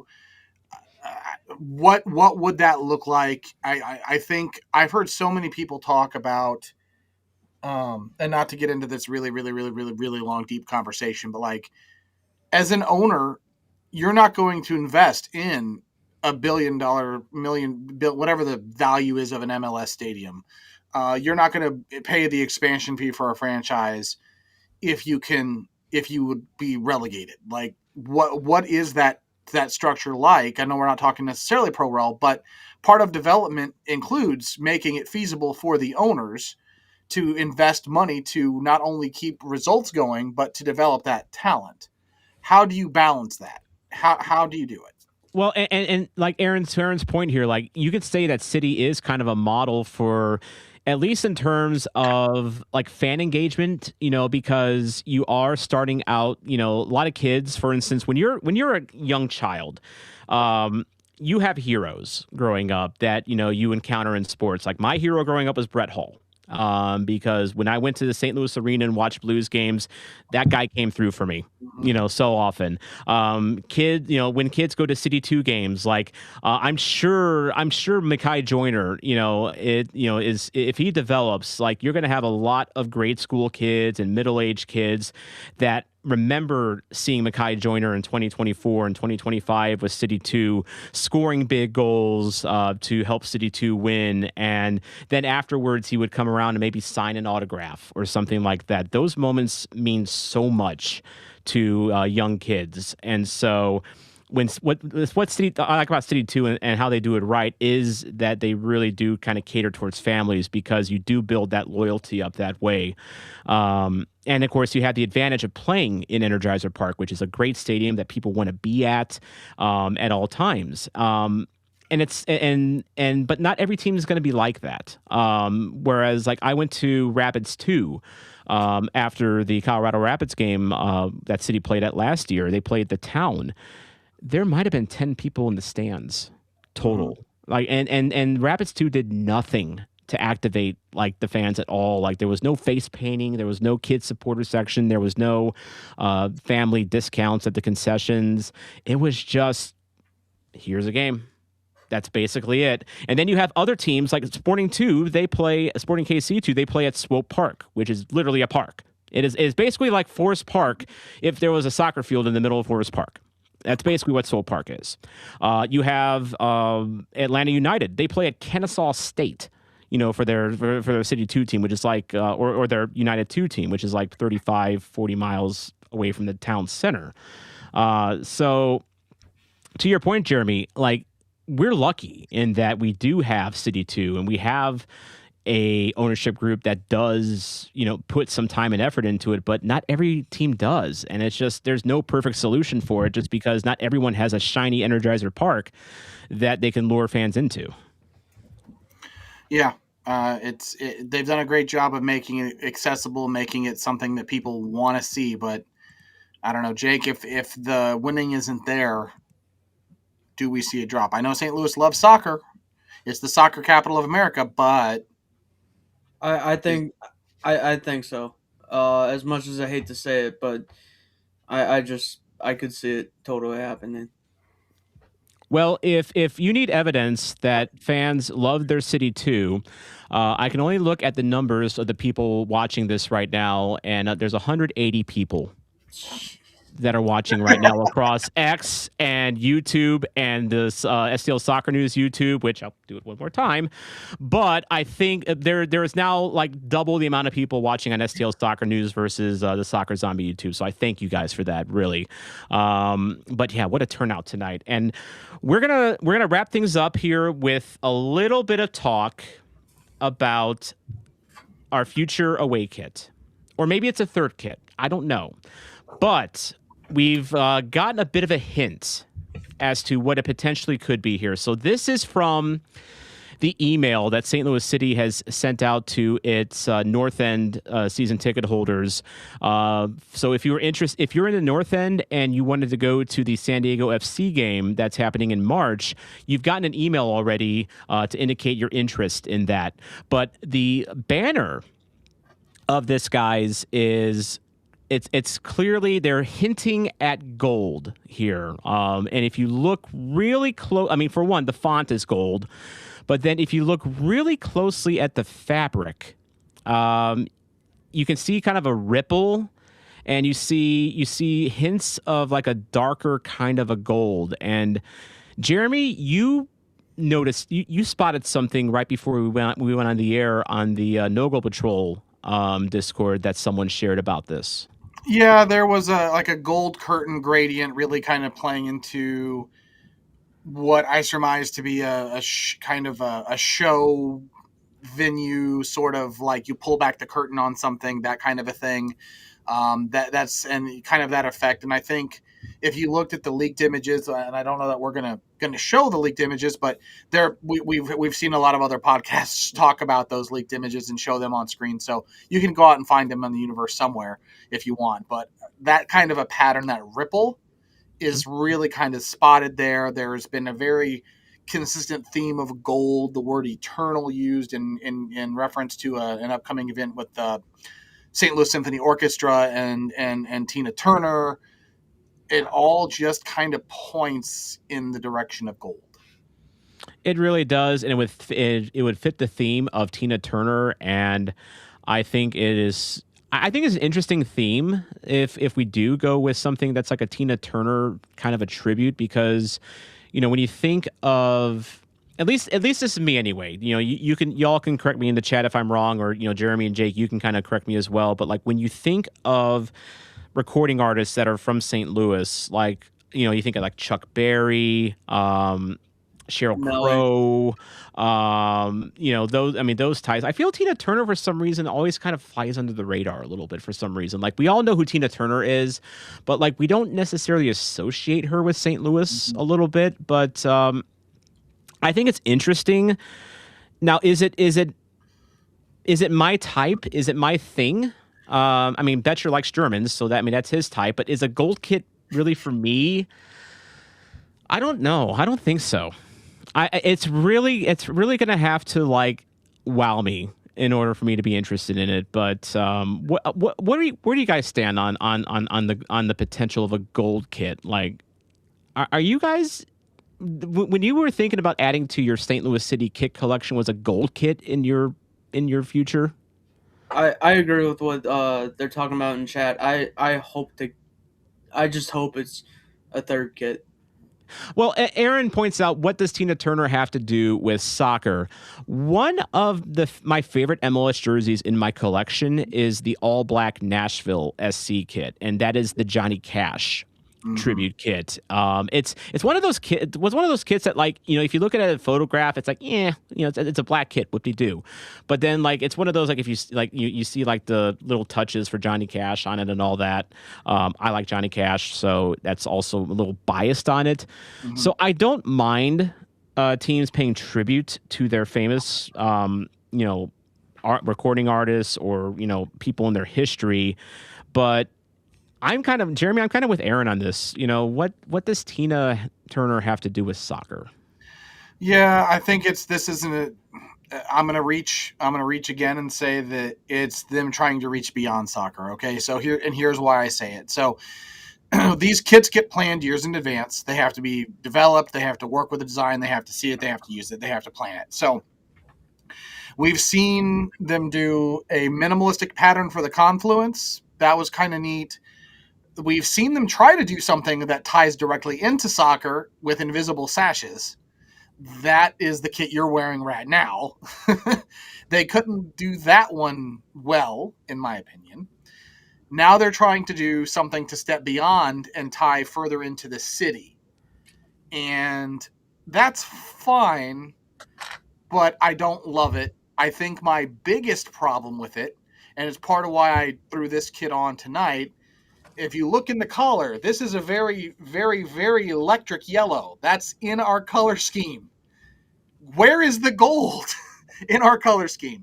That's my problem. To me, the color gold reminds me of Real Salt Lake. I swear they had a gold kit years ago. That was the first thing that popped into my mind is, if we're going to forget the gold, let's just go if we're going to go yellow or gold, go electric yellow with our club identity. That was, even though I don't like yellow, that I would have rather seen that. Well, like the yellow jerseys we wore last show, Jeremy, that's our yellow. Yeah. Now, do I necessarily want that as a jersey? And maybe just that's part of why I'm a little apprehensive about gold, is just because I don't think it's anything I'd wear personally. Ryan would want a Navy kit and embrace the river as part of the history. I would rock a Navy kit. Like, blue's my favorite color. Like which I know we're city red, and we got to be careful about Sporting Kansas being the blue guys. Red versus blue is kind of the eternal color rivalry. But I am a sucker for blue. And I'll say this: in 2024, Real Salt Lake had a gold kit. Maybe the reason we didn't go with a gold base with, say, river blue stripes and the city red accents, granted it's different shades, but that would have looked almost a carbon copy of this kit I'm looking at right now. So maybe gold is to be different. It's a different shade of gold. It's a different design. Maybe the black is to honor something else. Here's the thing. I'll give the club full credit. They're going to come out with something to market this, and they'll do a good job at it, just like they marketed the sashes on this kit, or tried to, and the half collar as a premium element. They will do it. So I'm going to wait. I'm going to see what it looks like. Is it going to be my favorite city kit that I probably at some point will own? No. But, am I going to like it better than the Forever City Red? I don't know. Maybe. Honestly, I might end up liking this better. And I find that very hard to say because this is not my favorite. Might be a push for me. We'll see. We'll see. But anyway, I think we're going to wrap it up tonight. It's almost 10 o'clock. Thank you guys for joining us tonight. This was a great show. We covered a lot tonight, a lot of fun stuff, and of course we had to, talk about Klauss too. But Jake, thank you for the City 2 chat and kind of the insight as to what we can expect from them this year. And really, guys, we'll be back in a couple of weeks in person at Pat Connolly Tavern, 8 o'clock on February 10th. And we look forward to seeing you either there or back online as well. Again, follow the STL Soccer News YouTube for future YouTube episodes, because this is it for the Soccer Zombie YouTube as far as Red Smoke Rising goes. Any last words, Jeremy? Nope. Thanks, everybody, for tuning in. Can't wait to see you, hopefully, in person on the 10th. And we've got games on Wednesday. And I can't wait for Coachella because we'll actually see. I think we play Klauss at Coachella, so that'll be our first look at Klauss in a Galaxy kit. Yep, on February 11th. Jake, any final words? Yeah, thank you guys for tuning in as always, like my co-hosts have said. And let's go City. Let's go City. And Chris Gebhardt, thank you for keeping things running behind the scenes and being our man in behind the curtain. And y'all have a good night. And we'll see you again in a couple weeks.